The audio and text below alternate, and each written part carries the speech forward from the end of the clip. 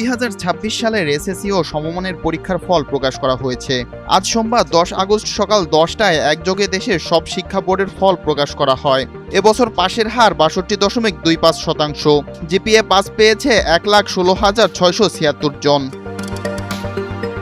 এদিন শিক্ষা মন্ত্রণালয়ে আয়োজিত অনুষ্ঠানে ফলাফল উদ্বোধন করেন শিক্ষামন্ত্রী আ.ন.ম এহসানুল হক মিলন। আমাদের এই রেজাল্টের শুভ উদ্বোধন ঘোষণা করছি। বিসমিল্লাহির রহমানির রহিম। সঠিক প্যাড আর সঠিক তথ্য দিয়ে এসো সামলে নিব এক হয়ে। Monalisa sanitary napkin. চলতি বছরের এসএসসি ও সমমান পরীক্ষা শুরু হয়েছিল 21 এপ্রিল। সাধারণ শিক্ষা বোর্ডগুলোর লিখিত পরীক্ষা শেষ হয় 20 মে। আর দাখিল ও এসএসসি ভোকেশনাল পরীক্ষার লিখিত পরীক্ষা শেষ হয় 24 মে। এবার এসএসসি ও সমমান পরীক্ষায় অংশ নিতে 18,57,000-এর বেশি শিক্ষার্থী ফর্ম পূরণ করেছিল।